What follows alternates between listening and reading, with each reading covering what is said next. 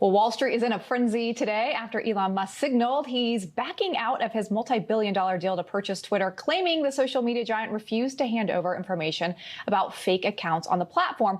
Well, the billionaire posted a series of memes after walking away from the deal, showing himself laughing at the fact that Twitter will now have to disclose that information in court. And then just minutes later, the billionaire posted a meme of Chuck Norris playing chess and captured the photo Chuckmate. All right. Joining us now to break down what happens next is Director of the Tech Policy Center at the Heritage Foundation and former Facebook employee, Kara Frederick. Kara, welcome to the show. Good to see you. All right. So many people think they know what's happening here. This is the end of the story. But depending on who you talk to, some people actually think that Musk is just playing the game here and he actually just trying to get a better price on the deal. What's your take?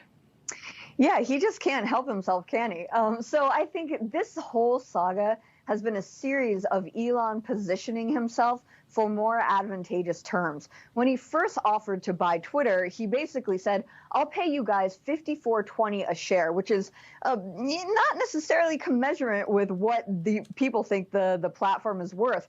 The Wall Street Journal reported that they lost Twitter $11 billion in market value since April. So Twitter knows at this point they're trying to force him to consummate the deal because they know that that was probably the best offer they're ever going to get. But I think Elon has a couple tricks up his sleeve left. Like what?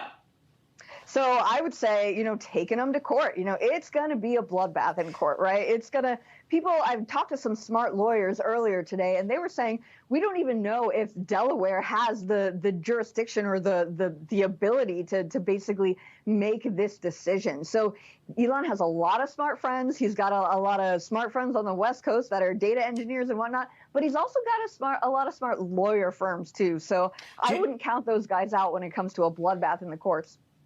Karen, there's a bit of irony here, right? I mean, this guy, I think everybody at Twitter who works there hates the fact that he would become their new boss, and yet they're suing to make him become their new boss.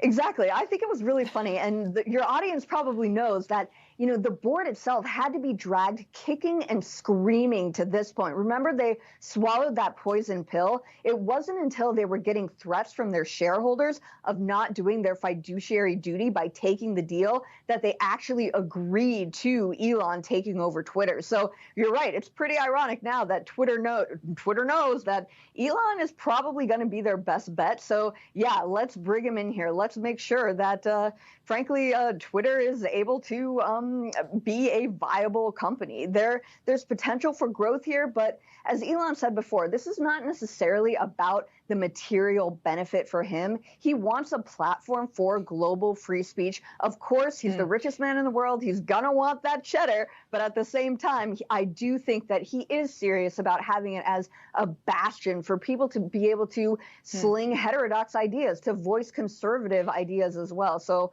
I think it's a good boot. I do want to ask you about that because, from the time that he announced he was going to buy Twitter or interested in buying it, a lot of conservatives thought, this was amazing. He was going to save the platform and social media. But now it seems like maybe those assumptions were premature.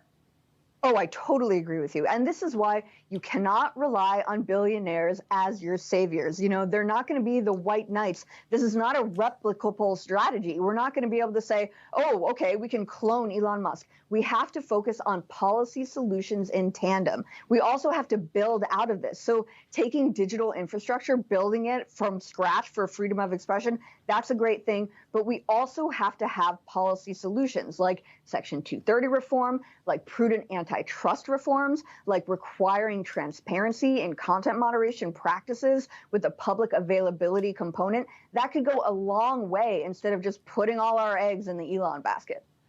Exactly. All right. Good word there. Kara Frederick, good to see you this evening. Thanks for being with us. Thanks for having me. All right, well, that's our show, but stay right here on Newsmax because tonight at 7 p.m. Eastern, Rob Schmidt tonight presents Invasion, a week-long look at the attacks on our southern border. The Texas Department of Public Safety is going to grant border correspondent Jason Jones an exclusive look into their efforts to protect America. That's right. We've got a big roster for you tomorrow here on Spicer Company, including Florida Congresswoman Kat Cammack. Thanks for being part of our company. Look forward to seeing you right back here tomorrow.